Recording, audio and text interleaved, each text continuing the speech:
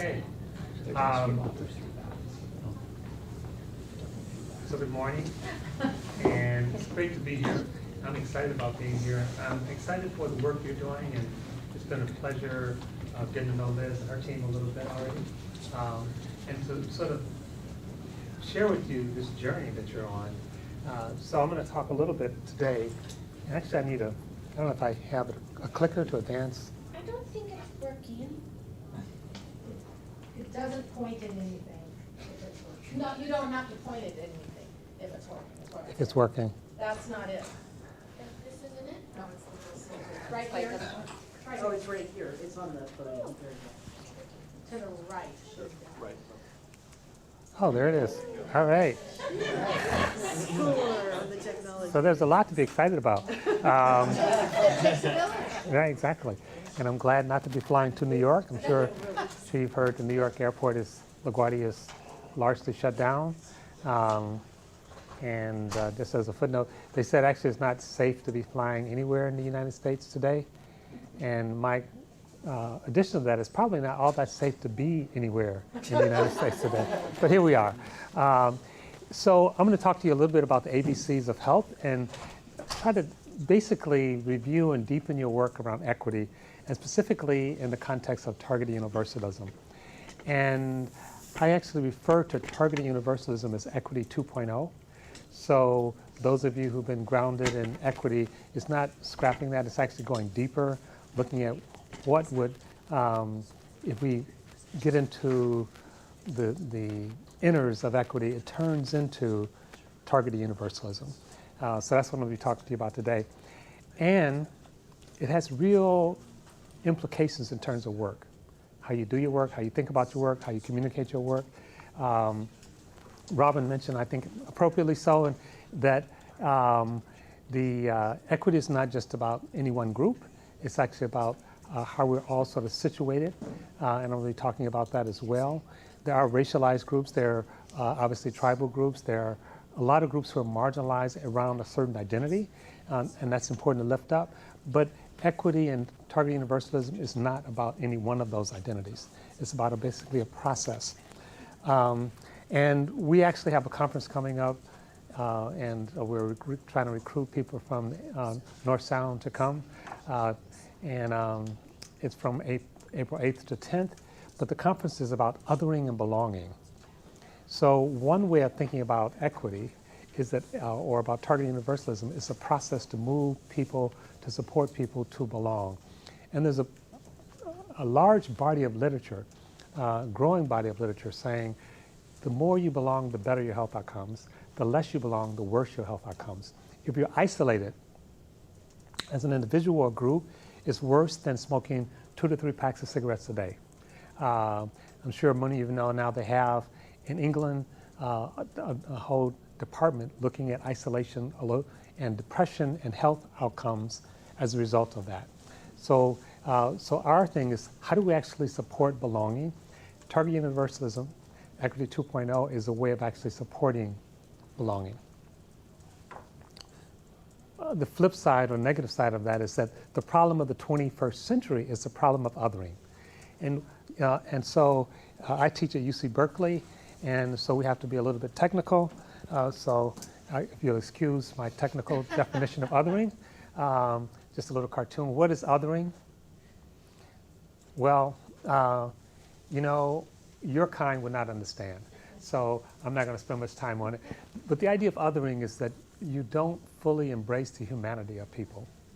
And it's not just an idea. The way we actually say that someone belongs, it's not just a word, it's not just a concept. It's the way we do programs, the way we do practice, it's the way we do symbols, it's the way we tell stories, it's the way we engage, it's the way we distribute power. And so a lot of our practices in health and otherwise say to people, literally, you don't belong. Think of all the things in terms of what's happening around the country, certainly with the black community, where someone shows up at a Starbucks and they call the police on them. That's literally saying, you don't belong here. What are you doing here in Starbucks? Call the police. Oh my God, a black man trying to buy coffee. Or someone going to a park, or someone, there are all these examples, both at an individual level and an institutional level that we say to people, you don't belong. And it has serious consequences in terms of health.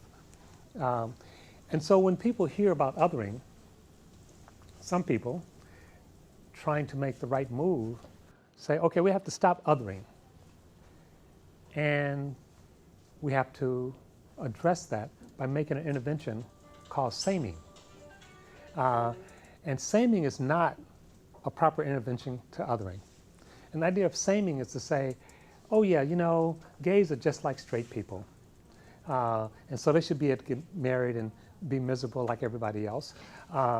Or to say that native tribes or Indian country is just like the rest of the United States. And we know that's not true.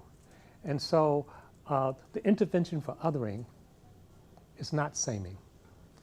It's actually belonging. And belonging, which I'll talk about more, actually recognizes, yes, we're connected, but we're not all the same. And how do we actually lean into those connections in a real way? And part of that is through structures and culture and language. We all live in structures, but not the same. We have different structures, and those structures have different impacts in terms of our life outcome, and they have a different way of saying we belong. And so structures can exclude, and structures can include. So we all live in structures, we all live in stories, but they're not the same. The stories we live in and the structures we live in are not the same. They're not evenly distributed. And so part of Equity 2.0 Target Universalism is really focused on how we show up in those structures and stories. And sometimes when we focus on that, people get confused, like, so why are you focusing on Native people? Why are you focused on gays? Why don't you focus on everybody? And in fact, we are. But the dominant discourse naturally sort of takes attention for the dominant group. So we don't have to make some special effort to focus on the dominant group. It's already done. There's a background that's already focused on them. And we don't realize that the dominant group's narrative is the dominant group's narrative. We just think that's just the way the world is. We don't realize it has some particularity, it has some hidden values and outcomes associated with it. So in a way, you're on a journey. And so let me just stop for a minute. If there's something I say that you don't understand, you don't agree with, or you just want clarification, or you want a challenge, or you want to slow me down. You know, my goal is not to get through the entire PowerPoint. My goal is to have an engagement and conversation with you and to support you in your incredible work. So we've gone on this journey as a society where we actually start embracing the idea of equality, which is interesting because before 1945, this country did not formally embrace the idea of equality.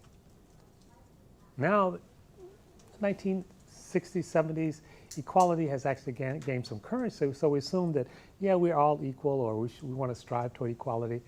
That wasn't always true. As a footnote or as a deviation, one of those most famous speeches in U.S. history is the Gettysburg Address. It's also one of the most controversial speeches in U.S. history. And I don't know if I have any history buffs in the room, but does anyone know why that speech, the speech given by Lincoln after the Battle of Gettysburg, where thousands of soldiers were killed, and Lincoln gave this short speech, it's only a couple of pages long. Some people said he should be impeached as a result of that speech. Why was that speech controversial? Excuse me? Inalienated rights. Okay. I'm going to give you a hint. That's close. He starts off the speech with 7 years ago. What's a score? 20 years. So 7 years ago. 87 years, 87 years something happened. That's how he starts off his speech. What had happened 87 years before Lincoln gave that speech? Excuse me? Independence. Independence, close, very close. Okay, so here's what, I won't keep you guessing. But I do teach, so that's what I do, with my students. 87 years ago was the Declaration of Independence. And Lincoln was very deliberate. He was saying that our founding document in the United States was the Declaration of Independence, not the Constitution. He was saying, indirectly, that the Constitution of the United States was a flawed document. And he was saying it's a flawed document because it did not embrace the idea of equality. Equality was lifted up in the Declaration of Independence, and then we got the Constitution, we forgot about it. And he was saying, let's go back to that Declaration of Independence. And some people were saying, wait a minute, you're trashing the Constitution. And he actually called for a new Constitution, which is interesting, right? He didn't call for people just to treat each other better. He said, we need a new Constitution. We need a new design. We need a retake. The country is flawed because it's based on a Constitution that does not embrace the idea of equality. Pretty radical thing for a sitting president to say. And he ended the speech by calling for what he called two things, our better angels and a new birth of freedom. And his idea of a new birth of freedom was a new birth of freedom where everybody can belong. And a couple of years later, he was killed. But interesting, he was on a journey himself, because if you look at his life, he didn't start out there, but he was moving. And of course, all of us are moving. The point is that this was the first real effort in the United States to enshrine the idea of equality, not just as a vague concept, but to actually constitutionalize it, to do it by design. So why didn't we stick with equality? Why did we move from equality to equity? So I asked you, what's the difference between equality and equity?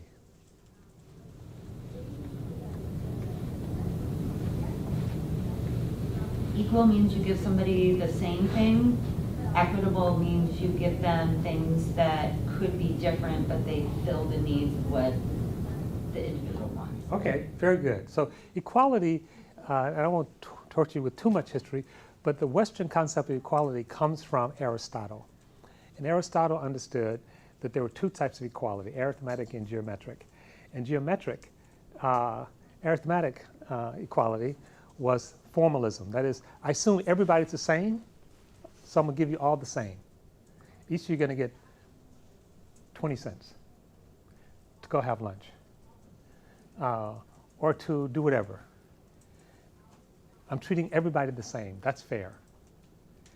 But Aristotle understood as well that when people are situated differently, you don't treat them the same. That's geometric. That's not fair to treat everybody the same who are not situated the same. So to say that, and I was in Miami when this happened, Miami passed an ordinance saying you can't urinate in public. No one. We're going to treat everybody the same. So what's wrong with that? They were sued and they lost. What's wrong with saying no one can urinate in public?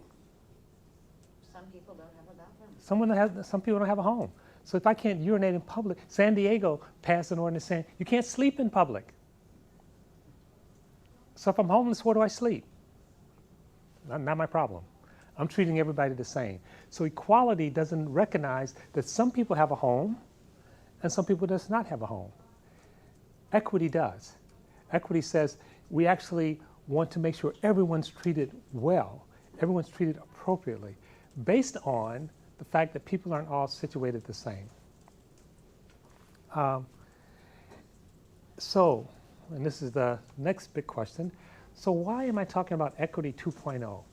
You've started this incredible journey under, in part, Liz's leadership and your leadership as board, which is actually pretty radical, because most Americans are still stuck on equality. It's like, why can't we treat everybody the same? I go into schools and teachers say, I treat all my students the same. And I say, well, that's actually not the goal. You have students with different language needs. You have students with different health needs. And so treating them all the same is not really what we want to do. We want something else. And you've already embraced in the saying, have to go beyond equality and say, people are not situated the same. So why now am I bringing to you the concept of target universalism? Now, we haven't talked about it, so there's no reason you should know that. Except Liz has already said you're embracing the notion of target universalism. So if you don't like this, it's her fault. So what's target universalism as opposed to equity? Anyone? Other than Liz? It's making sure that the needs of the population are addressed. Okay. So if everybody, we're going to try to move some dial. We don't look at moving it down the same way for every group within that population. Okay, very close, very close. So let me tease it down a little bit more. What's the universal in target universalism? An outcome. Excuse me? An outcome. An outcome. So there's a universal outcome. Now here's the difference between target universalism and equity as is practiced in most places. Most people think about equity in terms of closing the disparities. So they consciously or unconsciously say a dominant group has A, and the rest of the groups have less than A. We need to close that disparity. So I'm head of population health for Southeast Michigan and been there for 10 years. And I've been pushing them, and we're finally getting there saying, that's not our goal. Our goal is not simply to close disparities. In Dayton, Ohio, there was a process, millions of dollars, trying to close disparities between the white population and everybody else. And after 10 years, that disparity substantially reduced because the whites were worse off.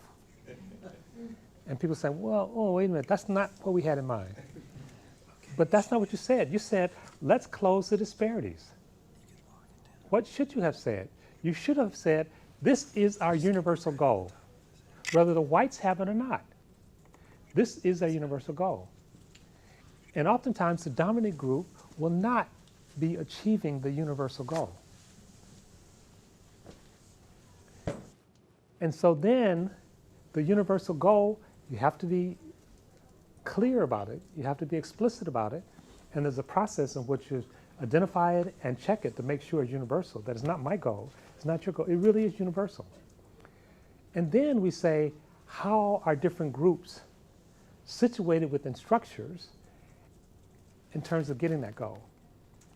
So an example, I worked in Portland several years ago, and there was a big fight involving Native population, Latinos, blacks, basically saying, we're not getting adequate housing. All the resources are going to whites. Well, the reality was, at the time, Portland had home ownership among a certain population of 66%. The national average was 75%. So the whites were actually 9 points below the national average. The Native population was at 25%. So the fight had been between the Native population and the white population. Native population saying, we're at 25%, that's too low. African Americans were about 40%. And so they're fighting over the disparity. And literally, I was asked to come in and help with this fight. And I said, really, do you want to get just what the whites have? 66%?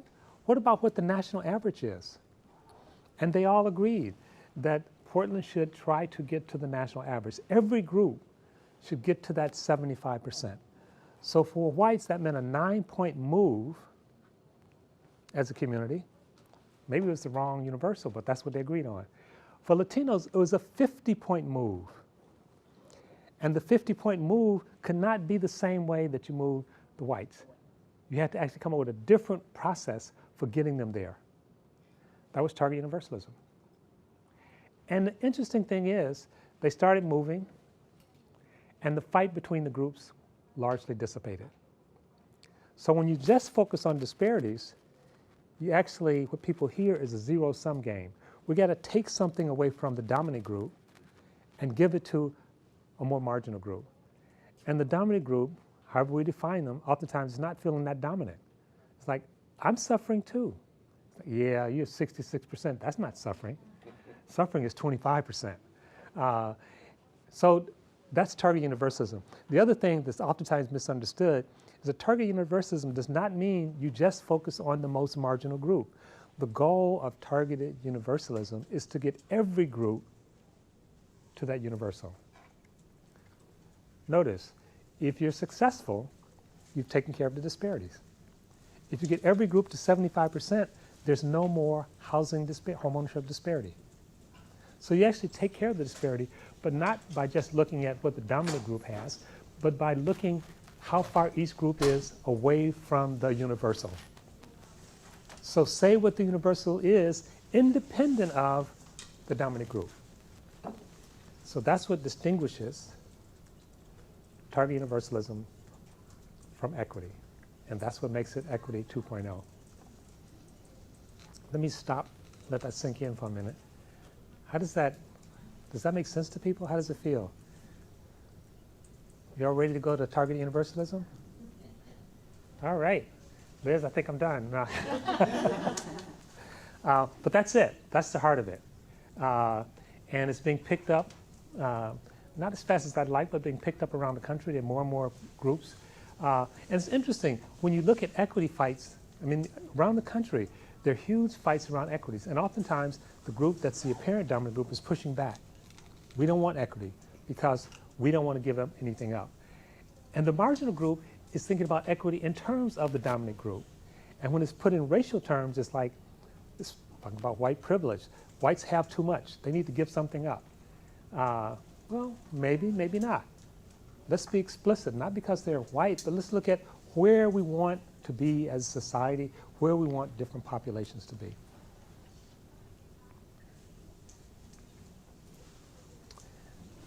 Now, so this is it. And we all live in stories too, because meaning matters. And different groups have different meanings. So we have to look at not only how we show up in physical structures, but how we show up in cultural and narrative structures.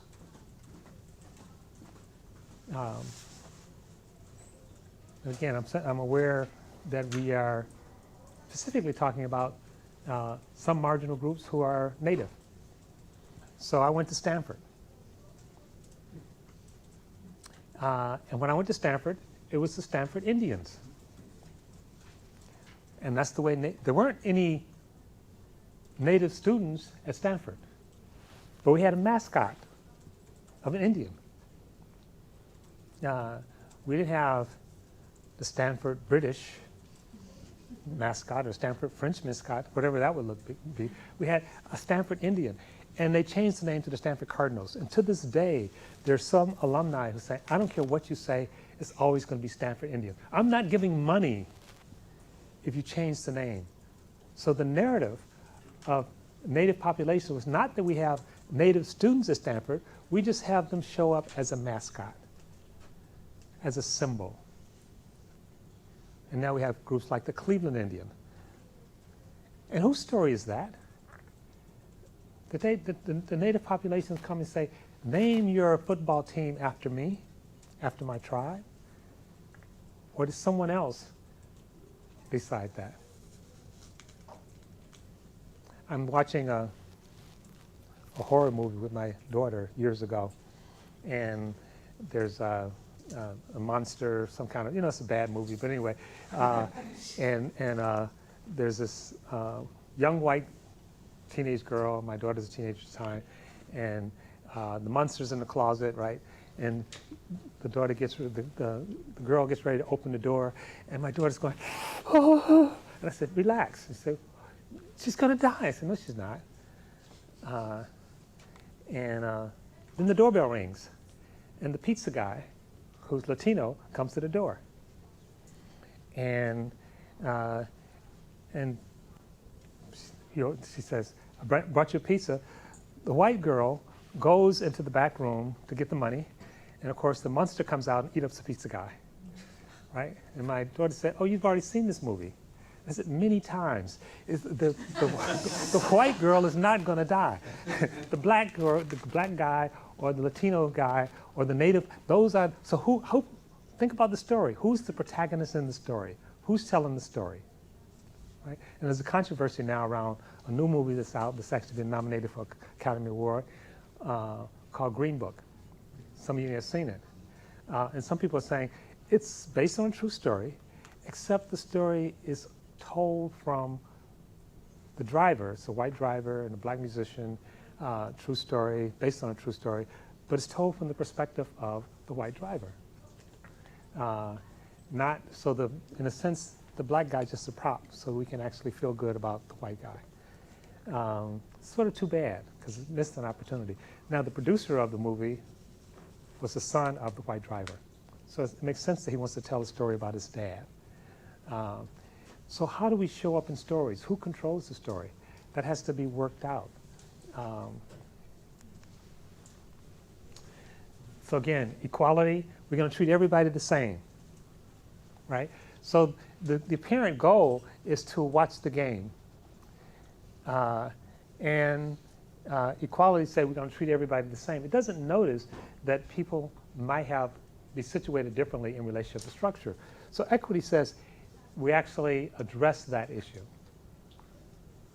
But there's a limitation to this slide, and I was going to show more of it, because when we focus on the three people, there's a problem with the slide. Does anyone see what the problem is? Yes. You took away from one, and he has less. Okay. So one of them is that there's no elasticity in the resources. So I have to take from one to give to the other. It's redistributive. That becomes problematic. Now I know from just meeting with somebody yesterday that anytime there's a sense of someone's losing something, there's going to be a fight. So maybe there's another way of doing that. There's another problem as well. Yeah. We were saying they're all males. They're all males, right? Okay, so they all sort of look alike, except there's different heights. Why is there being different heights a problem?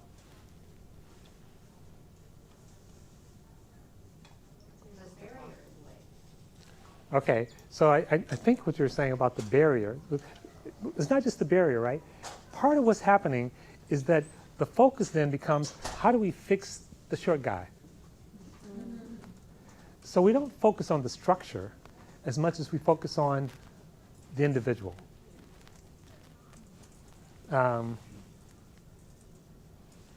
We could say they're all the same height. It's not them. They're not the problem. It's the structure that's the problem. Let's fix the structure. And so a lot of times when we look at this, we actually think about, okay, so Latino children are not doing as well in school. What's wrong with them? How do we fix those kids? Not how do we fix the structure to actually serve the kids. You tell the kids, adjust to this structure. Adjust to this curriculum. Adjust to this language. Adjust to this. There's a concept called ambience belonging. That is, does the structure say to you, you belong? Does the ambience of the structure tell you you belong? And oftentimes it does not. And we don't notice that. I work with groups like Apple and Google. You go in there and they literally have spent millions of dollars trying to recruit more women. And you walk in and it's a male environment. Look at the posters on the wall. So it's not the women that's the problem, it's the structure that's the problem. Most people don't realize that in 1980, half of the tech engineers in the United States were women. We did something to get rid of them. But now we tell a story. They just don't like engineering. So how do we fix these women with STEM? Not how do we fix the structure. So again, equity, equality. Equality would say both communities get the same. Equity would say, well, maybe this community over here has a different set of needs than this community over here. And targeted universalism would go one step further and say structures aren't neutral. How do we design structures to do the work we want them to do, to get to that universal outcome? And it's going to be different for different communities. And we had a wonderful conversation yesterday about dental health. And I don't see Glenn. Is Glenn? Oh, okay. Hey, Glenn. And Glenn, as I think, and Cynthia was here yesterday, right? And Cheryl.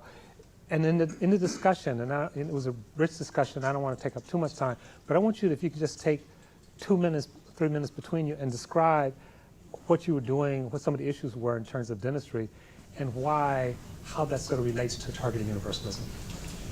So we were talking about the dental health aid therapy provider, which is a mid-level dental provider that the tribes have worked for years to give themselves the ability to train and utilize in the tribal communities. And so part of what we were talking about was, how do we support that effort? And I was sharing part of the story from our Cora Foundation's perspective. Our board has a number of dentists on it, and dentistry has been opposed to this workforce forever. And so we just talked a little bit about the process that we went through with our board to help them sort of shift their perspective on how they should view this opportunity, rather than as a threat, but as a community-driven solution.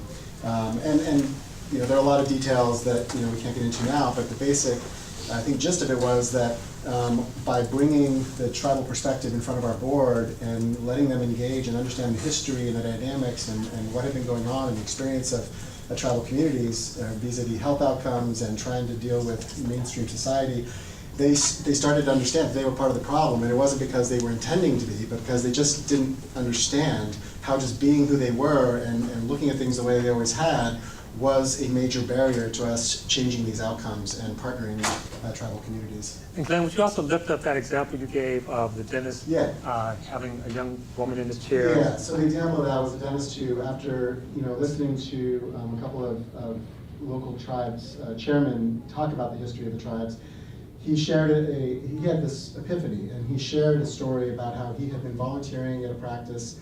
And a lot of the dentists talk about doing charity care, these missions of mercy, and his version was he was just volunteering at a practice, and he was about to provide treatment to a Native American woman who, and the way he talked about the story, I'm just doing what I always do. I didn't do anything differently than I normally do. I smiled, I tried to reassure her, tell her everything was going to be okay, this won't hurt. He put his hand on her shoulder to try to reassure her. And as he kept going through his normal routine, she kept getting more and more uncomfortable until the point where she was literally crying. And he was all of a sudden very upset. He didn't know what he had done. Again, just doing what I always do, and I'm getting this reaction. So he steps away, recognizes this isn't going well, steps away. The other dentist comes in, deals with the treatment. He follows up later to say, hey, what did I do? And the other dentist said, it's not that you did anything differently. Well, that is what it was, but it's that everything you were doing triggered her. Everything you were saying were the things that in the past, when she's had traumatic experiences, providers of whatever kind would say, oh, don't worry, it'll be okay, this won't hurt, the hand on the shoulder, the whole thing. It was like a textbook example of her reliving her trauma.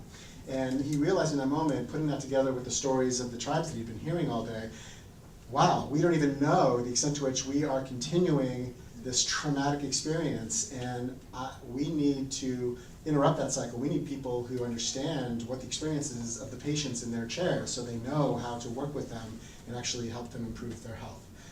Because that lack of trust, the lack of safety is a huge barrier to them seeing a dentist, much less avoiding oral disease. Thank you. Cheryl, do you want to add anything? Well, I think, from the perspective of what you just shared with the story, there's a whole generation that went through that experience. I think from my generation, I'm the last to have that experience. Because we had a dentist come in probably maybe once every 6 months, and it wasn't about preventative care. It was about, we're going to take your teeth out, or we're going to put some nice fillings in there. So there's a whole thing, generational trauma that took place. But, as we move forward, we break some of those generational traumas and moving forward and making things better, more accessible, and someone who can bring this bring this experience forward that possibly looks like me and feels things like me or have experienced things like me, that we can make a difference. I think, again, that's something, even though we may be doing that in our community, it's our opportunity to share that with everyone else. And how can we make it better, not only in tribal communities, but across the world of 48 or others who may use this. Right. Thank you. And two things, sort of personally. I mentioned earlier I went to Stanford. It didn't occur to me 2 years later that I'd never had a black teacher. And then more recently, speaking of dentistry, I moved to the Bay Area, and I went to a dentist who's African American. Again, I didn't make a big deal out of it. It's like he's African American. I hope he's good, whatever. But I walk in his office, and the music is jazz and blues, and it's like, I never heard jazz in a dentist's office. I've always heard that creepy, like music, and I thought that was required. They have to first freak you out by playing that horror music that getting ready to take your teeth out, right? And then I realized, wow, that this is, no, not pejorative, but there's always been this white background that's supposed to be neutral that never made me relax in dentist's office. And I didn't realize it till I walked into an office. It's like, wow, this is pretty cool. This is really cool. I'm never leaving.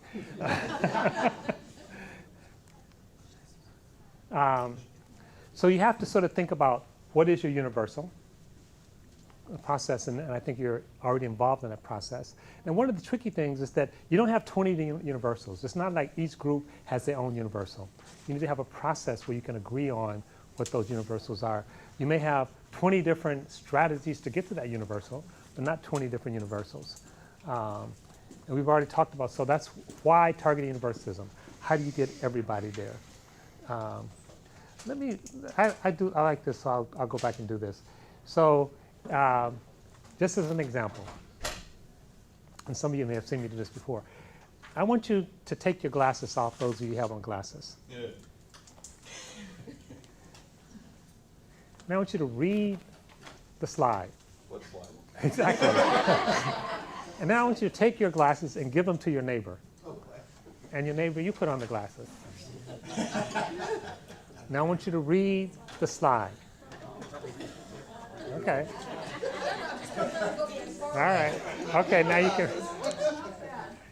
return. Now some of you have had the experience. So now you're seeing what's wrong with equality, right? It's like, we're going to treat everybody the same. No one gets to wear glasses. We're going to treat everybody the same. All of you get the same pair of glasses. You say, that doesn't make any sense. We have different needs. We're situated differently. So we have things that actually reflect that. That's what targeted universalism is. That's all it is. It's just recognizing that different groups are situated differently and have different needs to get to that same point of being able to read the slide. That's all that. Now that sounds very simple, but when a large number of people start coming into the education system that didn't speak English, the first reaction was, we're going to treat everybody the same. The instruction is in English. Think about tribal kids. They're saying, you have to learn English, cut off your hair, and be like everybody else. Well, who is everybody else? Who is everybody else? And the effect on tribal kids was traumatizing. So part of it is correcting that, understanding that we're situated differently. When they had a program in Seattle saying, we want to teach all young people how to swim, so we're going to have a co-ed class so everyone can swim, and then they went to some Muslim communities and they said, we can't have co-ed swimming. So they actually adopted through the Y a process where they could have they have co-ed swimming, they have all male swimming, they have all women swimming. They have some swimming where people can actually keep on their clothes. Well, to some of us, it might be swimming with your clothes on. That sounds strange. But for some people, swimming co-ed, that sounds strange. For some people, being touched by a male doctor, if you're female, that sounds strange. I lived in Africa, and you always have to negotiate. You met someone, it's like, do you extend your hand or not? There's no universal. The goal is to tell someone you're okay, to let someone know you're comfortable, but how do you do that? Do you hug them? Do you touch their hand? We don't know that automatically. So, people are situated differently in relationship to structures. And the structures always have some background assumption in them. So we come to an escalator.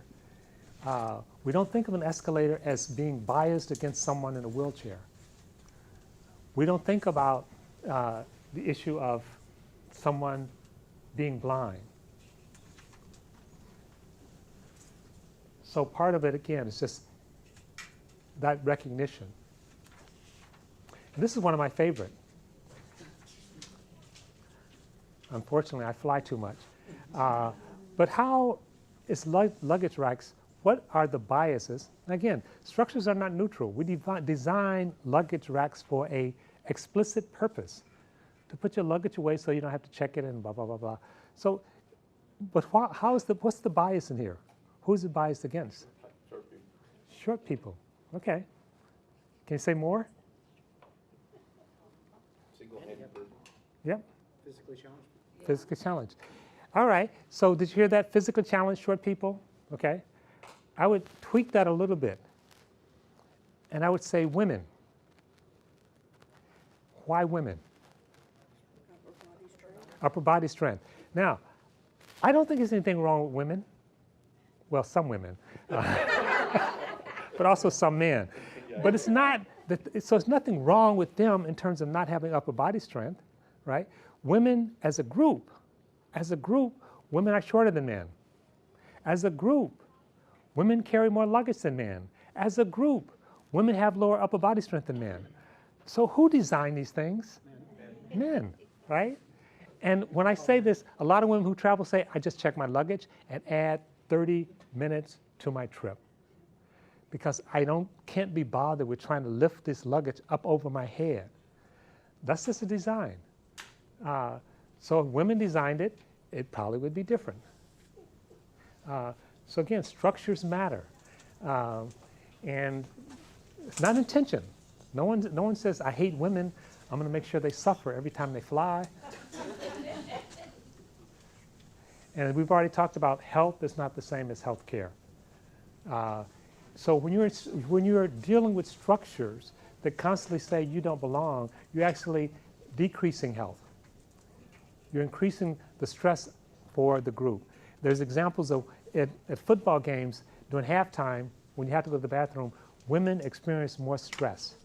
As they're waiting in line, the men are zipping in and out. California now, all new stadiums have to be gender neutral. Again, structures matter.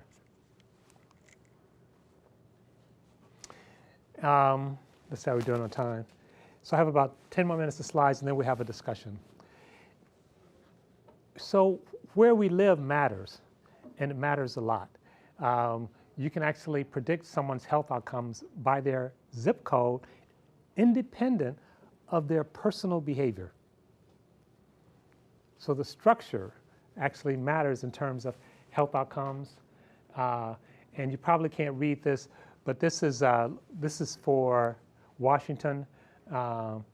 In the premature deaths in the healthiest county is about 4,000. I think this is per 100,000. In the least, it's 10,000. More than twice a premature death in the healthiest and least healthy. And then it's also broken down in terms of populations. So where you live matters.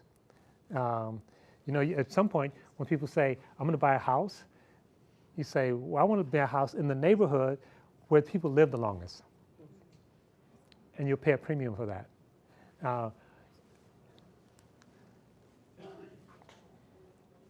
So here are the steps for target universalism. Articulate your universal goal. Assess different populations in relationship to that and how groups are situated. Assess, particular geographies and barriers and enhancements, and then craft targeted processes to see how you get people there. And there should be a sixth one which should be evaluated, right? So you have this process of saying, and so data tells you, or it hints to you that something's working or not working. So if you go to a board meeting and literally all the people are white males, it tells you something. What it tells you is not entirely clear. You have to investigate. Here's one of my favorite. 30% of the male CEOs in the United States, 60% of the male CEOs in the United States, 60% are over 6 feet. Only about 10% of the male population is over 6 feet.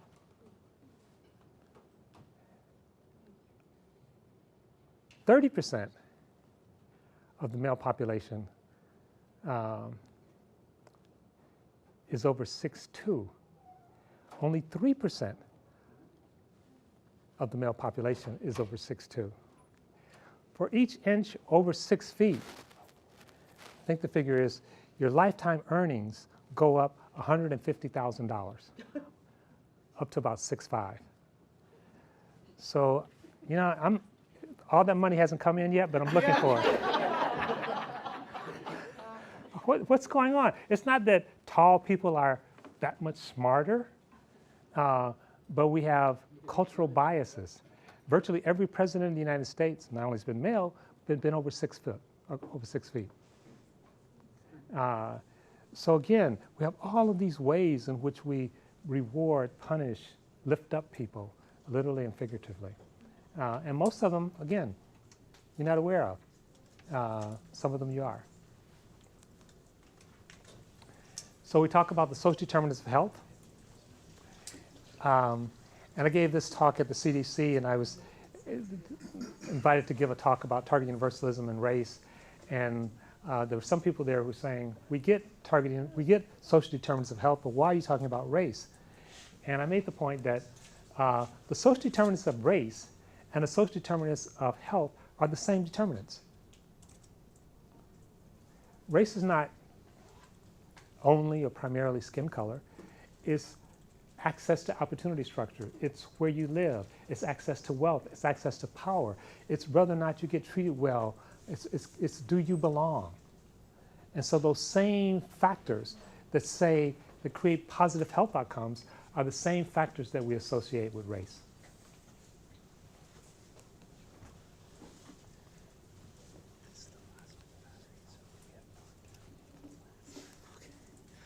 And this is just some data, which I'll give you the PowerPoint so you can read it, looking at geography, looking at how we actually do something called opportunity mapping. We map out opportunity geographically using anywhere from 14 to 100 indicators, and then we overlay it with populations. And it's incredibly robust in terms of predicting outcomes. Now it's interesting, when you have high concentrated poverty areas, areas where people don't have access to the right structure, it doesn't matter who's living there. In other words, if you have a high poverty isolated area, if you put white people there, they don't do well either. But the reality is very few white people live, especially in urban areas, less so in rural areas, in high concentrated poverty. So it becomes racialized. It becomes gendered. And so we think we're just talking about people's color or people's race, but we're actually talking about how we situate people within the social determinants of health. High blood pressure. You say, well, it's a black thing. No, it's not a black thing. It's an African American thing. You go to Africa, high blood pressure is not an issue. It's an issue when you can get to the United States. And it's the stuff that's associated with being black in the United States that actually creates high blood pressure.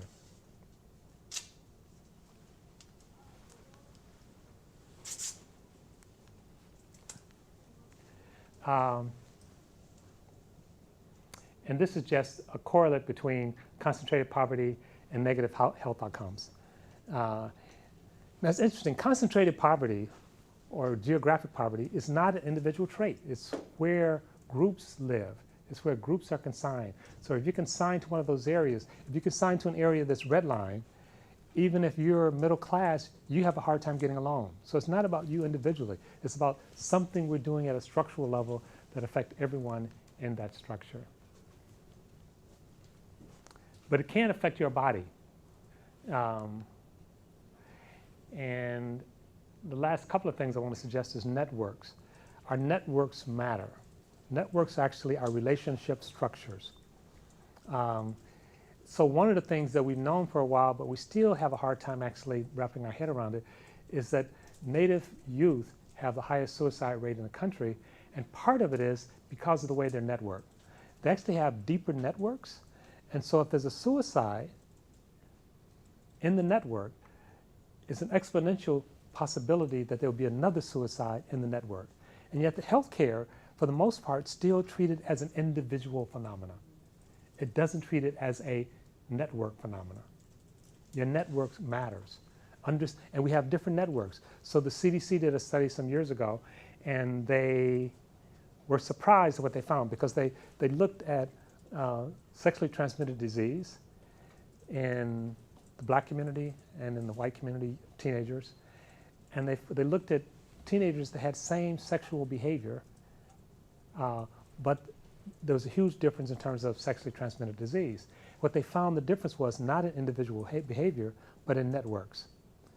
So if you're in a thin network, communicable diseases travel very slowly, right?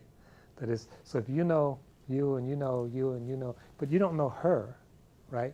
Then it's a hard time for what you have to get to her. But where you know each other, everybody in the network, and that's called a thick network, the diseases travel much faster. That's not just true of diseases, it's also true of positive things like wealth. So there's a whole process now of sort of analyzing networks. And different communities have different networks. And sometimes thin networks are positive, and sometimes thin networks are negative.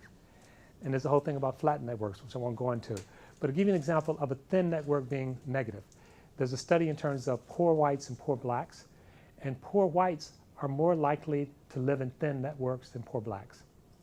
So among the opioid crisis, which was mentioned, whites actually do much worse than their black counterparts because of lack of network. So resiliency is actually a network phenomenon. If you are all by yourself, your resiliency automatically goes down. And whites as a group, even at the same socioeconomic and educational level, have different networks than blacks as a group. So again, understanding how people are situated in structures matter. And you don't get it just by looking at individuals.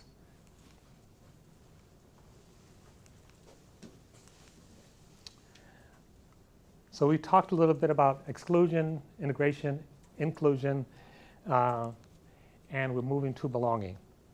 Belonging is where you co-create the thing you belong to. Belonging is a shared experience, and it also requires power.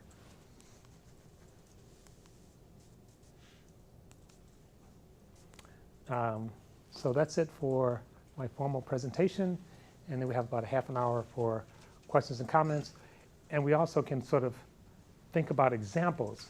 So if you think about target universalism and belonging, how does this matter, for example, in terms of things like board composition, and things of picking a mission, and things of relating to the communities that you work with? How does this show up? So the first question I'll put out to you is that if you think about equity, especially equity 2.0, why is this important in terms of not just your work, but also the composition of your board?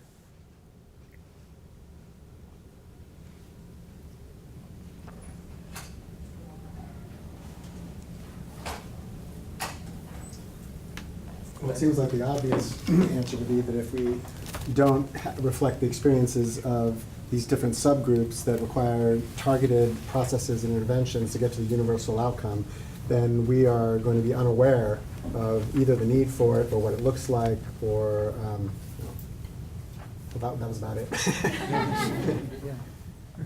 Okay, good. So what I want to do, just put like 3 minutes, and for the people on the phone, if you can just bear with us, it's actually get into groups of 3 and have a discussion about, you seem to embrace the notion of target universalism. No one seemed to object. Certainly, you've already embraced the idea of equity. So I want you to actually take a minute to think about, if you embrace the idea of both target universalism and belonging, what does this mean for the board? What does it mean for your mission? What does it mean for the practice? And just sort of talk among yourself. What does it mean in terms of delivering services if you really embrace the idea of target universalism and belonging? So if you can put yourself into groups of 3, and I'll leave you, and then I'll call you back in like 4 minutes. You want to join us? Unless you guys have it. Okay. We're being civil. Filming it as you go. Fine with me. Become full time. Okay, wonderful.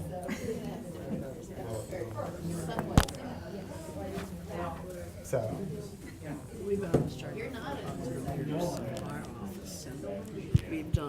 tremendous amount of work on making sure our board represents diversity of race, and age, gender, and location. And it's been a lot of work, but it's been really remarkable because the perspectives that people raise are very different. And we have a long way to go to get there. We have a strong commitment to this change and to be part of the future, not the past. Same with our staff. We try to hire bilingual, bicultural staff and people that represent even just populations that are like the LGBTQ population. It's made us stronger, I think. But it's been kind of messy at times and challenging at times. And we've inadvertently sort of stepped over some lines by, not intending to. But I still think it's important, and even in our youth groups, we make sure that our youth groups are representative of different cultures, because it's just what John said. It's really important to me that when our kids are out doing a presentation in this classroom, that they represent the multicultural communities that we live in, and so that kids in the classroom can see themselves. Because I think that's so important. And it was a young African American man that said similar to him, is until a African American came and presented in my class, I really didn't pay much attention, and then suddenly I found myself sitting up higher and leaning into this, and it was a really important lesson for me. So we're working on it. Culture, we have a treaty, and yet to be identified as Native American, we have a number. We're the only people across the United States that have a number associated with who we are, and I think that's quite interesting. And how do we make that different? Because then do we fight amongst ourselves by defining that, or do we fight with the government in defining that? So instead of fighting for each other, it pits groups and people. So that was the other thing when I think about. He talked about 3 things in the structure and how that's different. We actually just completed a very interesting research project that talks about strength and resiliencies of people, and in that it was the strengths and resiliency categories that we identified were individual, family, community, and spiritual. And so when he talked about all 3 of those differences, that was the one thing that he didn't mention in targeted universalism, is that place of spiritual. And or it could be when I went to Washington, D.C. in 2001 in a fellowship, the Surgeon General at the time, my paper was on depression and the underdiagnosis of depression. I had to write a paper. But anyway, he talked about, the Surgeon General said culture counts. And so that was very profound, and whether that's your spiritual place or where you come from in that structure or your belief system, spirituality and culture counts. So those were the things that, in terms of fit or missing, I thought were pretty, that just where my brain went, that's all. I was struck by how he doesn't, it's sort of implied, but it's not explicitly called out, the notion of, I guess he gets at it when he talks about the representation of the board, but he doesn't really talk about putting the person in the middle in terms of driving what the solutions are, or the processes are. It's still, I worry that you could hand, an approach like this to a white institution, which is like our core foundation, and I mean, we're going through a lot of the changes, but we're not there yet. But you could hand something like that as sort of a cookbook to a group of white people, and they could completely overlook the need to actually involve people from those different subgroups in figuring out what these processes look like and what these solutions look like, because it doesn't actually get talked about explicitly. I'm just curious about why that isn't called out, unless maybe it's just assumed, obvious. The other thing, I think the implication for the ACH of targeted universalism is that we are ultimately going to be unequally distributing resources, because that is what's necessary to get a wide group of people who are situated differently to a universal outcome. And that is not normally the way groups like this would function. They'd sort of spread the peanut butter around, and that's kind of how it goes. Those are my reactions. I really like your story, and I think that's where I'm a little hung up. Like, how do you, on that really basic level of interactions with a patient or whatever interaction it is, like, how do you realize that the nature is to do the best you can, but it really can be like the worst for the other person? Like, how do you learn? I know this was a tease. Have the reaction, in that really short encounter.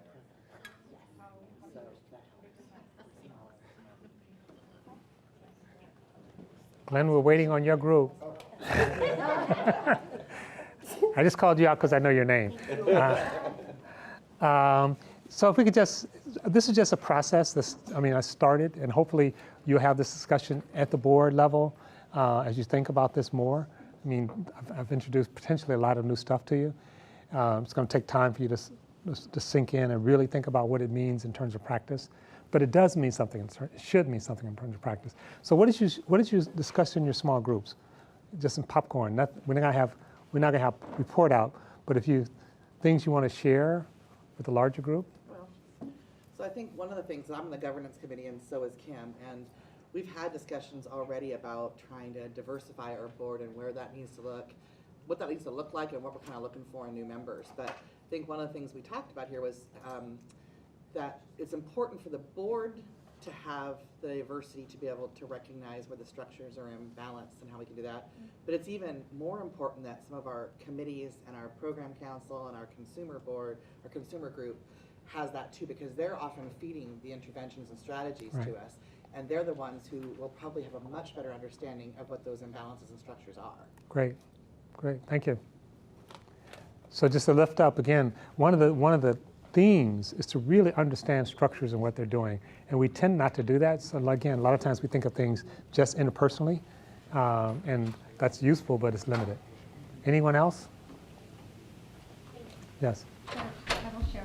When I was sharing in our group, you had mentioned cultural, physical, and social aspects of targeted universalism. And where I come from in my experience, we are involved in community-based, community-driven, community-owned research projects. And one of the projects that I was involved at, one of the significant missing pieces of, there's 3 identified here, but a certain strength, one of this is the strength of tribal communities is spirituality. So when we look at 4 particular components of strength in that research projects, which is community-driven, identifying strengths as individual, family, community, and spiritual strengths. So that was the one missing component in targeted universalism that I think is really critical. Thank you, I appreciate that. Others? Yes. I had some difficulty trying to figure out how to apply this specifically to the board composition, and was looking around at the board today, and even people at this table, and asking, so are there members of privilege here? Or are there people who have disadvantages? And what does that do? And how does that impact maybe the influence of their voice or their contribution? So the easy part was thinking about bringing in a diverse set of voices and perspectives, but the harder one was who do we have now, and do we have equity in terms of voice and influence? Great. There's a movie. I think it's called The Book of El or Book of Eli. I don't know if anyone's seen the movie. Yeah, Book of Eli. with Denzel. Yeah. So we're sort of surfing.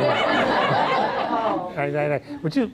So not to put you on the spot, but would you tell people why I'm raising that movie? Do you have any idea? I mean, we sort of have some simpatico going here, so maybe you.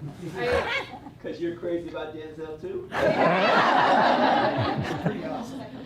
I can imagine where you're going, but I don't think I can articulate it very well because I like vaguely remember the movie. Okay. So let me give you my take on the movie, and so it's a dystopia movie where the Earth has been scorched and there's people roaming around, governments have fallen, and there's sort of a warlord who's after this book, the Book of Eli, and it's like a spiritual book, and whoever holds this book will be the ruler of the what's left of Earth. And so the whole movie is really about a lot of fighting and shooting and killing, but it's also about who gets this book. And Denzel has the book. He's the guardian of this book. And so this guy is after him. This warlord is after him, and he has this harem of women and slaves, and he's a bad guy. And so Denzel's trying to get the book to a safe place, and by the end of the movie, the guy's taken the book from Denzel, and Denzel goes to this place where he's trying to get the book to, and so here's the twist. So the guy now is really happy. He has this book, and one of the women in his harem is blind, and so the guy's like really excited, and he opens up the book. Do you remember what he found in the book? It's in Braille, right? The reason that's important is that at that point, the guy is disadvantaged, right? So it's not that he's disadvantaged in some global sense. He's disadvantaged in relationship to Braille. He's disadvantaged in relationship to the structure. And that's how many disadvantages are. And so it's not that one person is too short. Is that it's situational. And so he opens up the book and it's like, I can't read Braille. And then he turns to the woman in his harem who's blind, and he says, do you remember how to read Braille? Now think about it. So now it's flipped. All of a sudden, she's the advantage. He's the disadvantage. And this little smirk comes on her face, and she says, no, I've completely forgotten. You know she's lying, right? And Denzel is in this place, and he's remembered the whole Bible. It's actually the Bible. And he's remembered it by heart, so he can actually recite it to these other people. But the point is that oftentimes we think of people needing to adapt to structures, and then under that situation, we think about the people being disadvantaged or handicapped, when actually the structures themselves is making them handicapped. To give you a more personal example, I travel a lot, and when I was at The Ohio State University, they had a rule there that if you're traveling by car on company business, even if you're paying for it out of your own dime, you had to rent a subcompact. And I said, that's crazy. I mean, Paul would be okay with that, but not me. And so I said, I'm not doing it. And the dean of all things unimportant came to talk to me, and he said, this is a universal rule. We treat everybody the same. Nobody's special here. You have to rent a subcompact. I said, I'm not doing it. It went all the way to the chancellor. And the chancellor, the largest university in the country, he made a special exception for me. He didn't change the rule. He made a special exception for me. And as a result of that, I was stigmatized. So when people would see me driving in a big car, they go, there goes Professor Powell in his big car. He thinks he's all that. And so I became the problem. Not the car. I'm not too tall. The car's too short. You know, so part of the thing in terms of structures is that sometimes, and that's what I was saying, the stories we tell about the person in a wheelchair, about the person who's blind, about the person who's tall, about the person who's short, about, you know, why do we have a mummy track in the workforce, but no daddy track? And so we say to women coming into the workforce, you are the problem because you might decide to become a mother. So therefore, we're not going to accelerate your movement in the company maybe until you're 50 years old and beyond childbearing. I mean, so the woman becomes the issue, right? Instead of like, wait a minute, this is a male structure that we should be thinking about, as opposed to punishing women for not fitting in with that structure. How do we fix women? So again, it's not that people don't have certain times special needs or whatever, but a lot of times those special needs are only in relationship to the structures themselves. And so how do we actually affirmatively make the structures do the work we want them to do for all the populations? Paul? Yeah, I think as this board thinks about diversifying, you have unique structural issues with your board. Because as Liz tells me, you have to have representation from certain constituencies around this table. And if those structures, like for CMOs, I mean, you know, I don't know how many Native Americans are CEOs of HealthNet or Blue Shield, or so you know, the structural components of your board also influence your ability to get diversity at this board. But I don't think that means you can't do it. It just means you have to now take those structural issues into consideration, and you may have to do a John Powell, which basically says, no, we're not. That structure doesn't work for us for whatever reason, and go back to the state or whoever is demanding and say, hey, look, for these reasons, this structure isn't working for us, and we want to make this change. And this change will allow us to have a more diverse, more inclusive, more robust board, and you'll see all the ACHs around the state are hampered with the same issue when they're trying to bring diversity to their board. Let me just, I want to keep this going just for a few more minutes, but let me just underline one of the things that Paul just said. So one of the things about structures, or another way of talking about it is systems, is that structures or systems are disciplined by other structures and systems.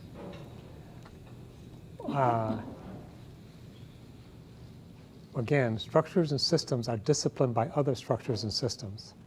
So you have a board.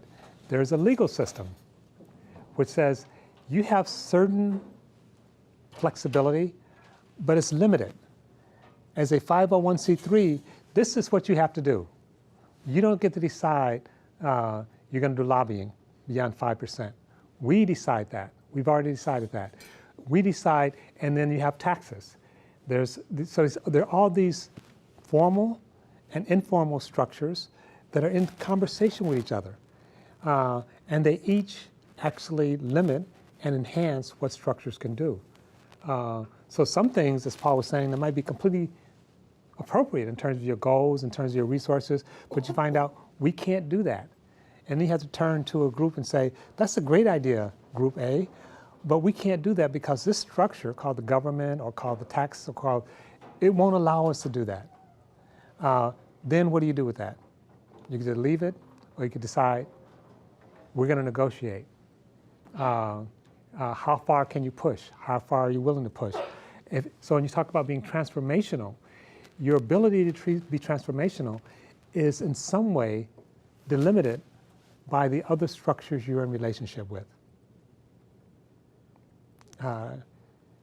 So again, talking about the dentistry thing yesterday, they're saying you can't have dental technicians because there's a board, and we're the ones who decide whether someone's a dentist or not.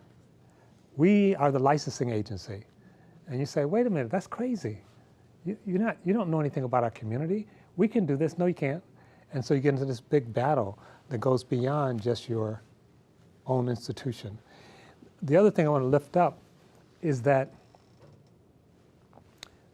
how a group is situated can't be explicated by just looking at the individuals in the group. In other words, that the groups actually function at a different level than just the aggregate of the individuals. That's a big shift. Now, it may not be a big shift for the Native communities, because Native communities historically, many of them, have sort of understood that. But for those of us who are outside the Native community, that may sound strange. It's like, well, a group is just a collection of these people. Well, actually, it's not true.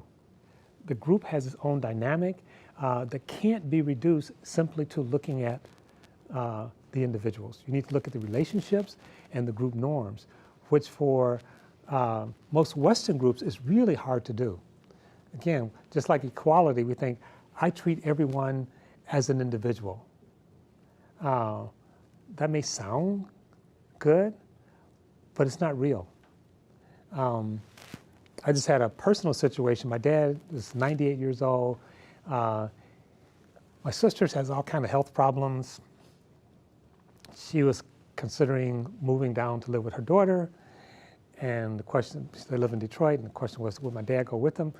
And we have this really wonderful family. It is a network, a thick network.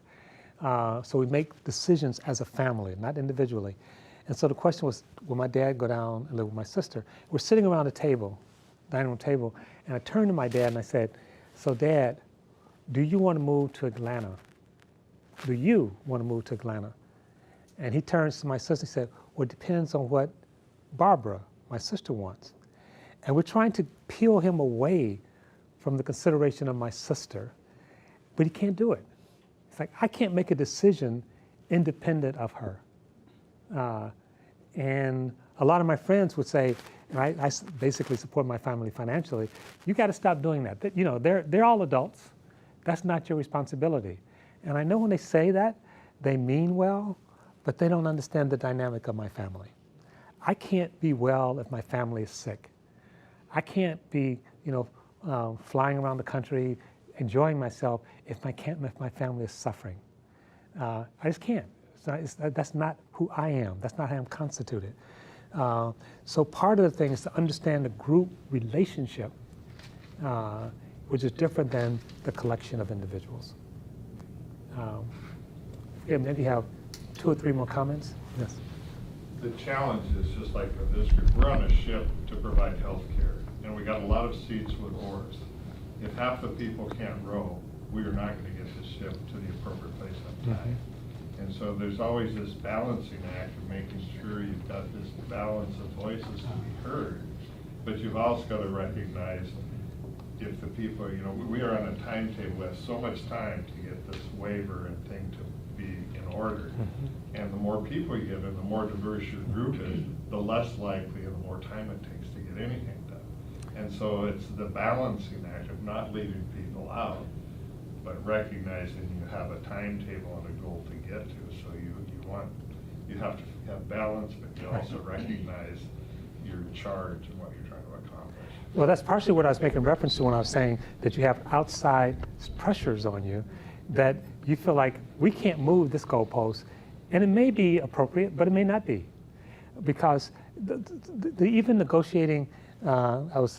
Emily did an interview with me this morning, and I talked about, I lived in Africa for a while, and you have a meeting, right? And so it's like, who the hell is this guy Roberts that we keep coming talking about his rules of order? I don't even know any Robert. It's like, that's not the way we conduct meetings.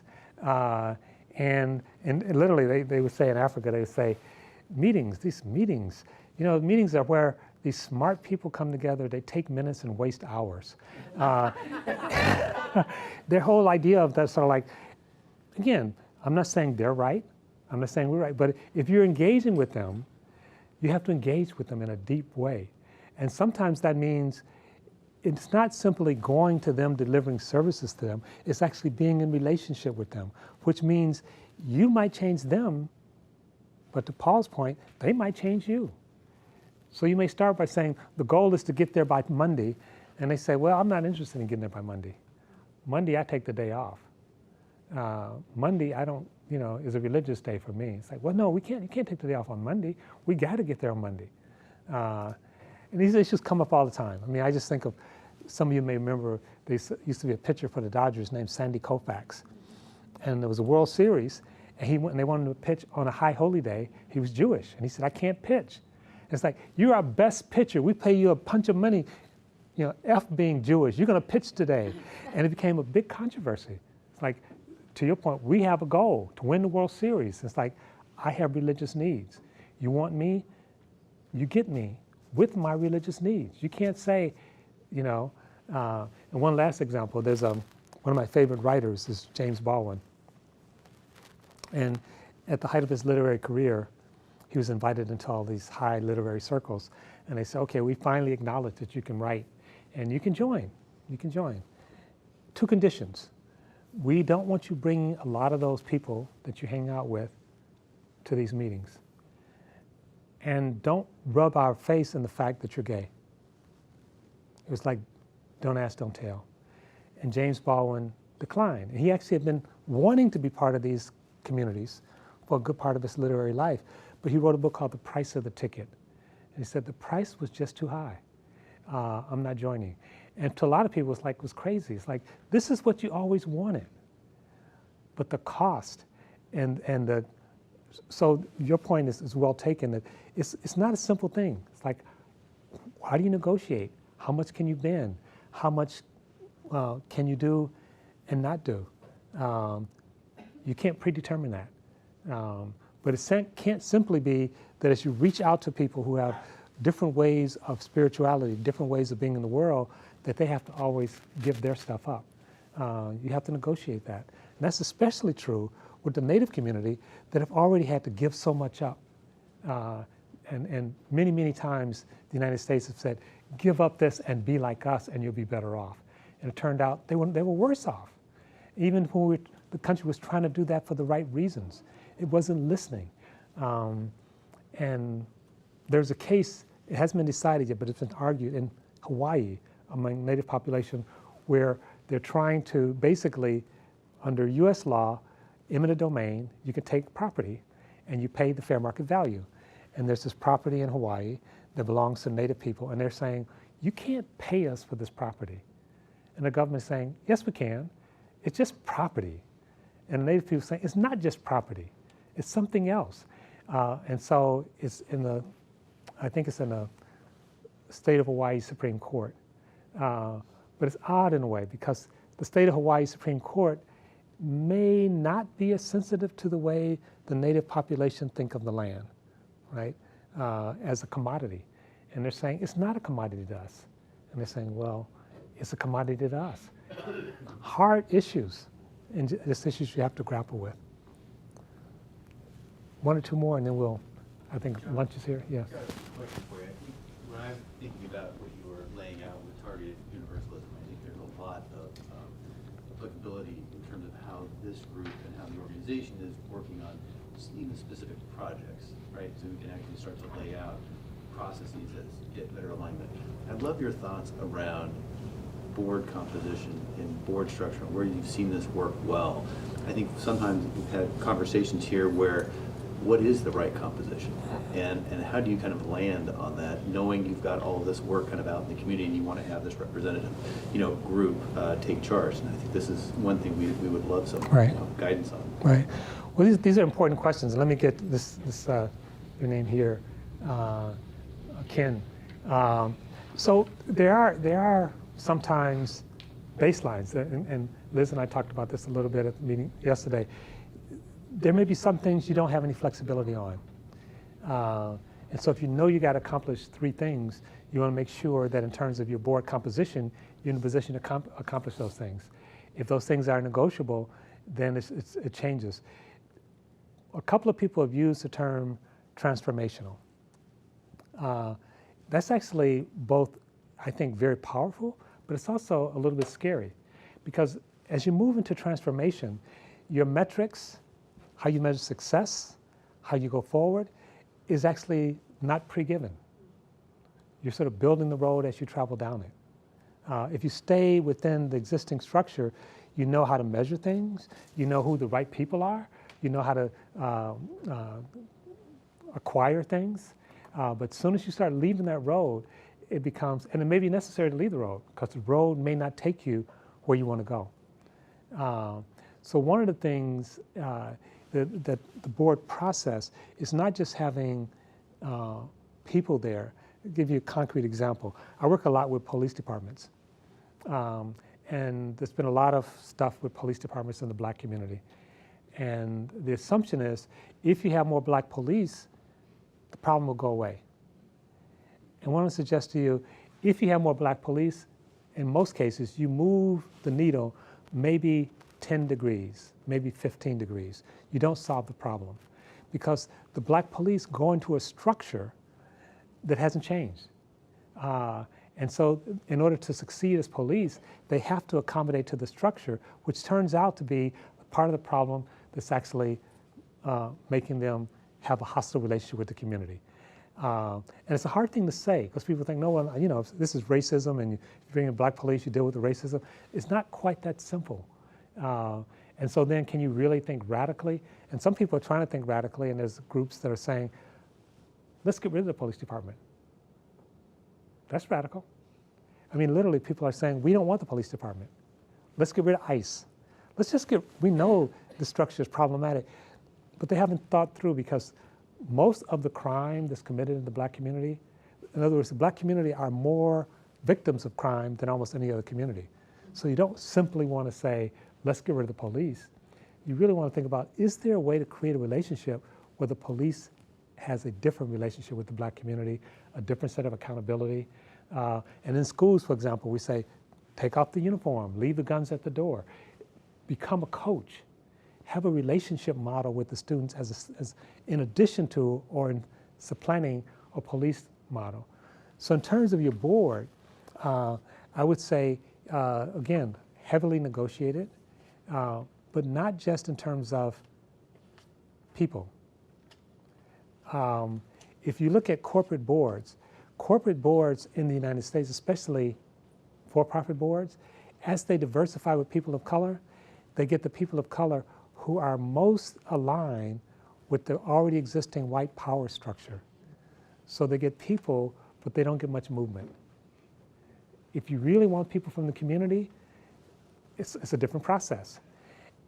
But that process becomes messy because the people from the community may not know or may not like that guy, Robert, right? So you say, come to these meetings. It's like, I'm not coming to a meeting. Why should I come to that silly meeting? Or, so in terms of not disrupting what you do, you may be able to diversify the people, but not diversify the norms and practice. If you want to diversify the norms and practice in favor of some transformative goal, that's a much more thoughtful and difficult process. And then how do you bring people on? And again, Emily and I talked about this in the interview this morning. How do you bring people on in a way that they can succeed? And I'll give you a concrete example.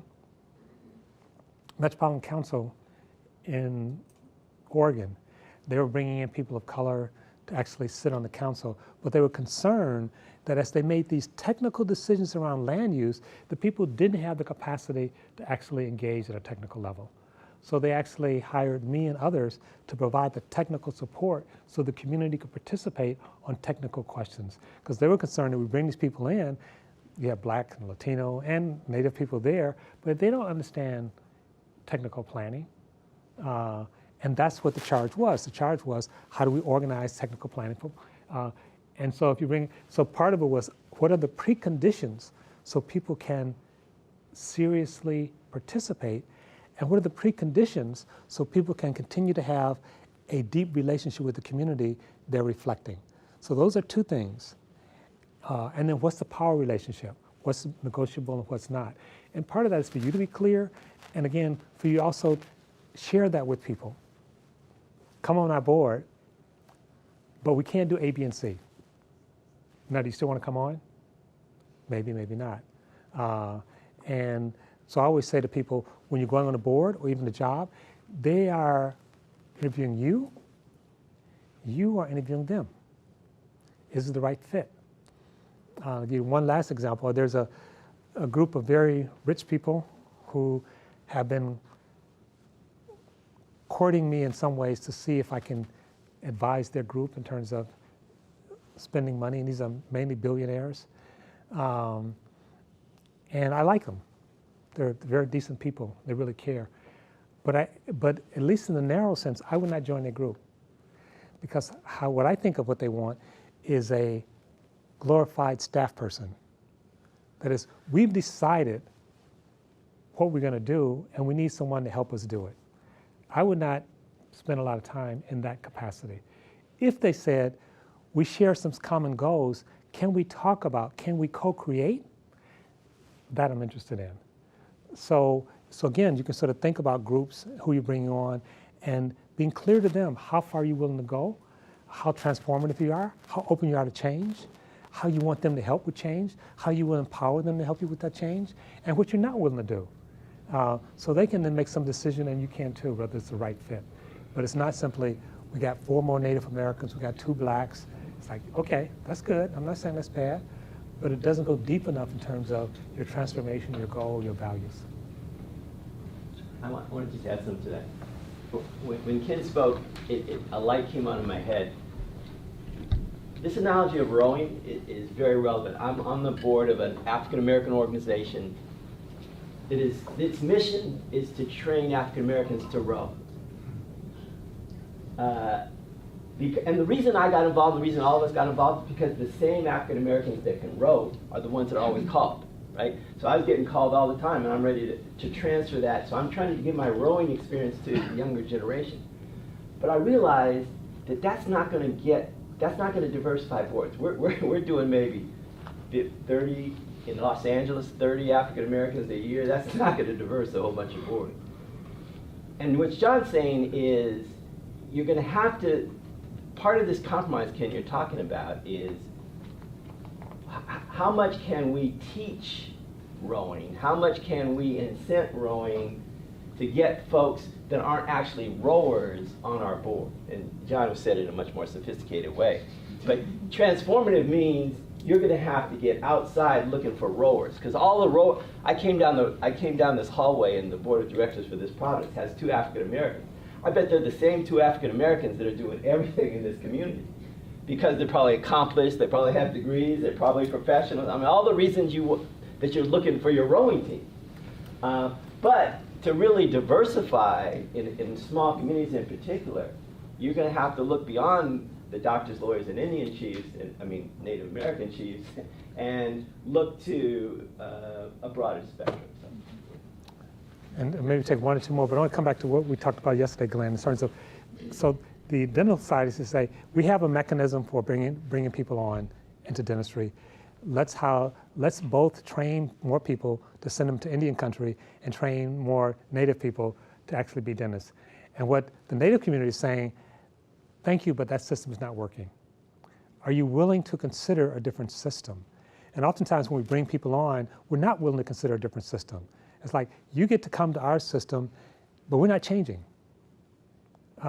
which means we're not really talking about transformation. And maybe if we did talk about transformation, we would think about how we train people, who trains people in a very different way. And if we did it in a deep way, and this is also the thing about target universalism, in a deep way, it not only would affect the way we train Native American dentist practitioners, it might have an impact the way we train dentist practitioners, period. So when you do something really well for groups who are marginalized, oftentimes it has implications for a whole range of groups. The example that Angela Glover Blackwell uses, curve cutouts. Curve cutouts was pushed by the disabled community. And eventually they won. But now you see women in strollers, people with their luggage. Hey, what are you doing using this curve cutout? You're not disabled. They changed the structure, and they found out, you know what, that structure was not all that great for any of us. Yes, I could use it because I'm more ambulatory, but it's actually not a good thing when I have a roller bag. So when you look at structures, you actually find out, yes, it actually pernicious for one group, but actually that other group is actually not doing all that great for that group as well. But that has to be negotiated. And in the meantime, two last things on this. There's a thing of being critical, being practical, right? We have a contract, we have a time limit, we gotta be practical. Even as we're being critical, we gotta be practical. And you have to hold both of those. But the third one is you have to also be visionary. What's possible that no one's actually put on the table? And that's actually what you're leaning into. Not just, because if you could take this contract and do it in a traditional way, and it would be a piece of cake. Not easy, but you know how to do it, it's been done, get a Medicare waiver, you know, and it wouldn't have the impact you want it to have. And so you're taking a risk in terms of, okay, we're actually going to do something different because we know this model, while we could succeed in this model can't succeed in terms of delivering the services we want. So what's that visionary? So now instead of 2 tracks, you need to hold 3. Critical look, practical, your point, Ken, but also visionary. And that might mean segmenting things. It might mean not blowing up everything at once, but it also might mean not staying where you are. Some balance. You know, we're going to try this, we're going to experiment. And if it fails, we still know we can do some stuff. And it's hard to hold on to 2 things. It's really hard to hold on to 3. And you can do that through committee work. You can also do that through, in terms of your recruitment. You can also do that in terms of some of your resources, you know, R&D. We're going to experiment with this. Maybe it'll work, maybe not. If it works, then we'll change everything. If it doesn't work, we still have this practical track moving down the road. I don't want to take us off because I know you're running out of time, but there's something else in this story that I think is relevant here. We had, at our board, when we were going through this process of figuring out how we could support, whether the board would support dental therapy, there was a dynamic that was emerging that most of us didn't notice, but we did have one tribal board member who had to stop the conversation and point this out to everybody. He said, I'm noticing that there seems to be this attitude that, okay, we can support this new provider model for tribes. And the implication was it's good enough for tribes, but not necessarily good enough for everybody else.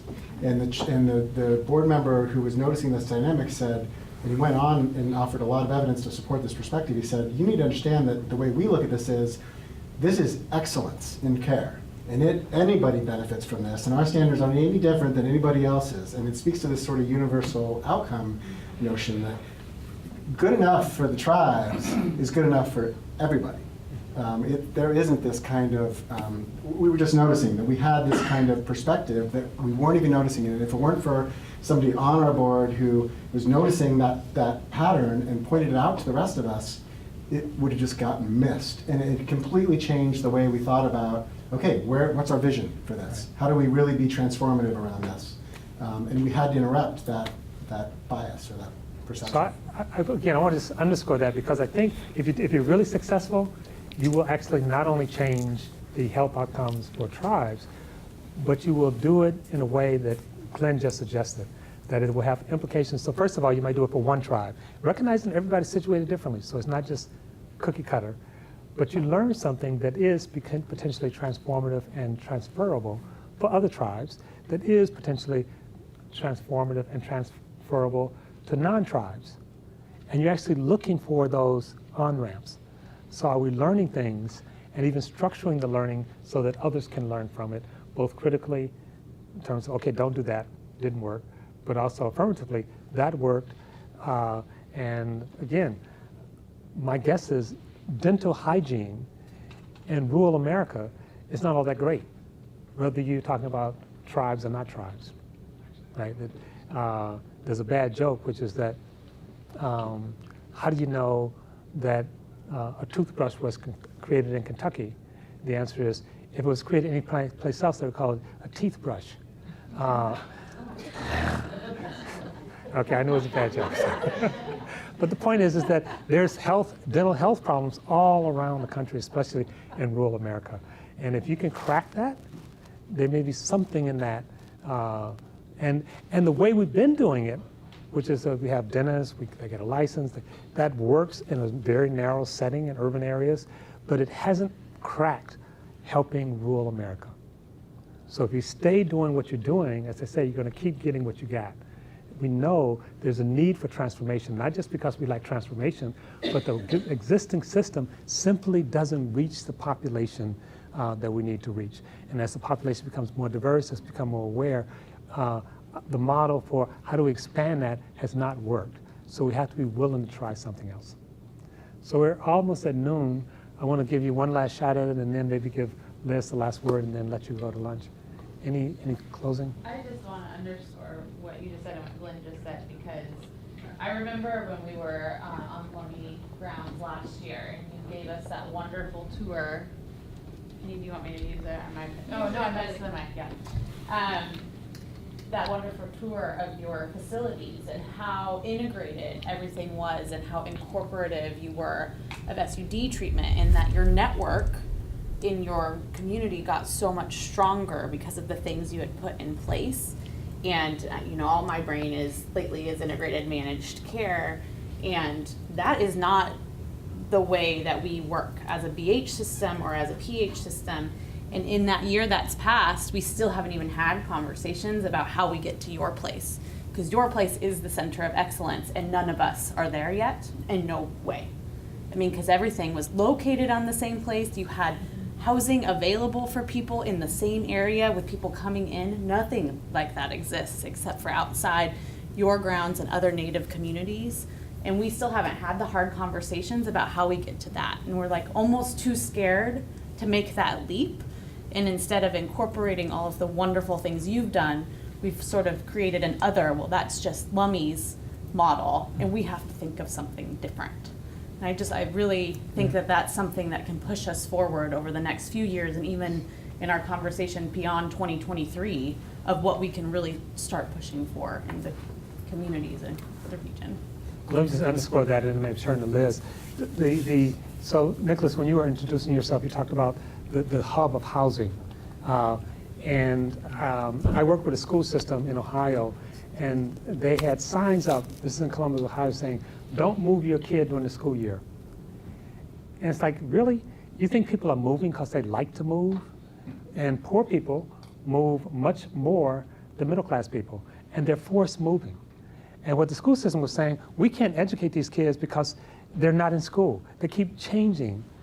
It's like, okay, if they're not moving because they want to, and we know moving is bad, what's going on? What we found was housing. That the housing was actually forcing people to move. And we went to the school system, and this is one of the things with systems. We said, okay, we think we know what's going on. There's not enough adequate housing. And the school system first response was, we're educators, we're not housing providers. It's like, so who is the housing providers for low-income families in urbanized area? Oh, surprise, nobody.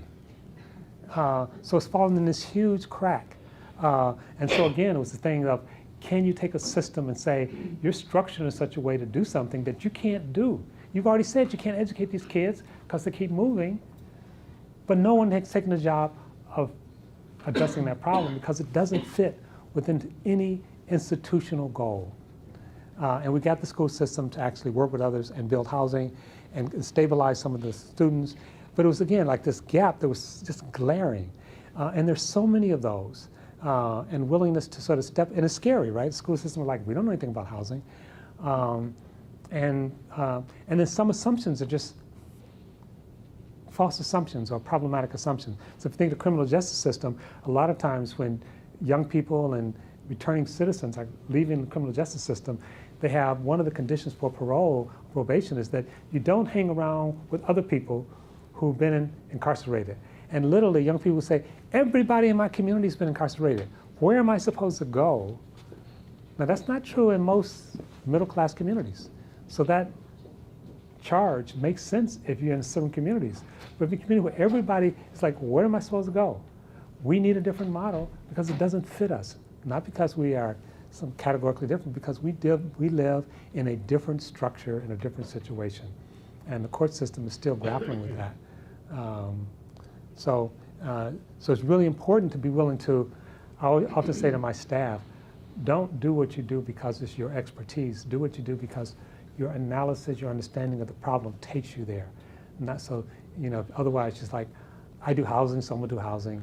I do education, someone will do education. It's like, that's not what's needed right now. Sometimes what's needed, and I'll end by this, saying this, the thing that's needed oftentimes the most, the foundation is one of the preconditions, is belonging. Not any particular type of belonging, but belonging. Belonging for people to feel good about themselves, to feel part of something, to have meaning. The research on that is unassailable, how important it is in terms of people growing. And yet we almost pay no attention to that. So Liz, I'll give you the last word, and then. When we talk about housing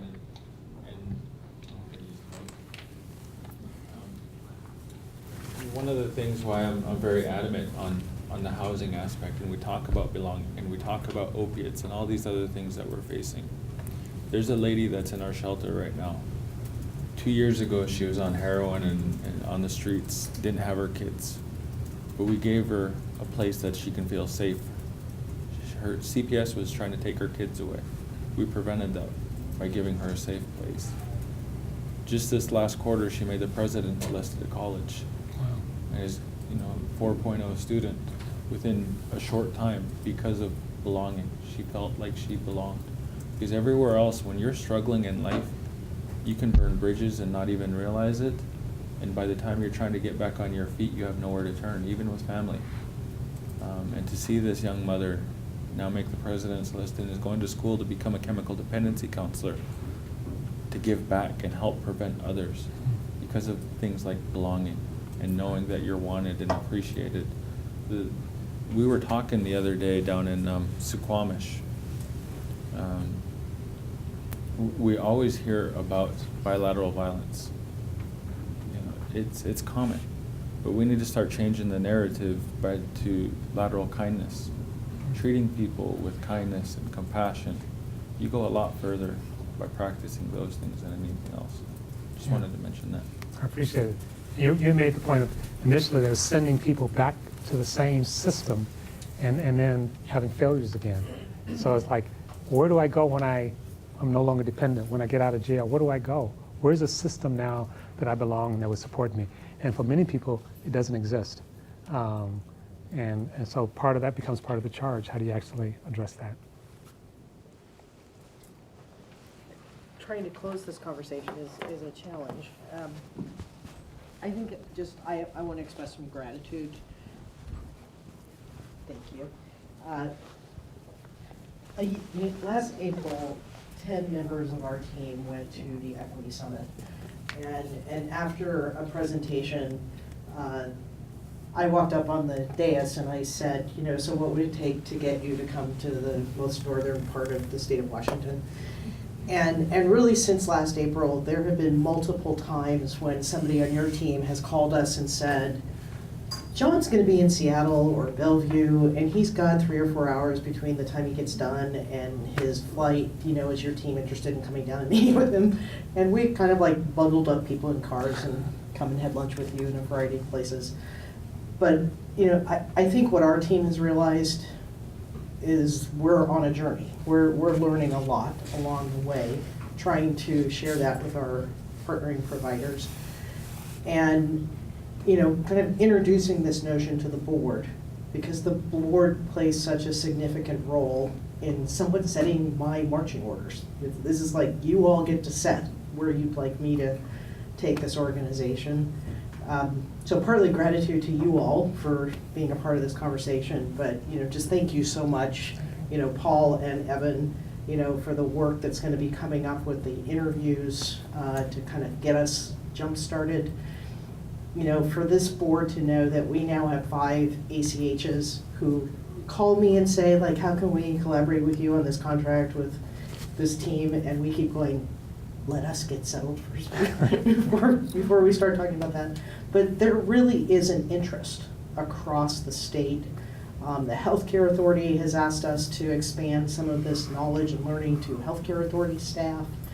And so there's this great opportunity, but and I don't know if you know Shoma Stout, but you know, she leads the 100 Million Healthier Lives campaign, and she always says, you know, at the end of the day, the question is, you know, have you made somebody's life better today?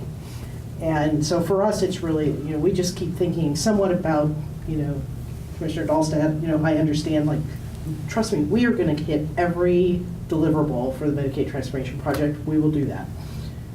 But that our work is about so much more than that. And, you know, you all have such an amazing breadth of knowledge of what we need to do to improve health in this region. And I'm just really grateful that you're willing to go on this journey with us. You know, and I can't not mention Daryl, who's sitting back there, who's, you know, just jumped in with his team to help us record this. But, you know, Daryl going to be leading this work around how we kind of include the tribal learning series in this, and his team has done some kind of background work around that. I just, all I see is opportunity, so I'm just excited about it. So thank you, really appreciate that. Thank you.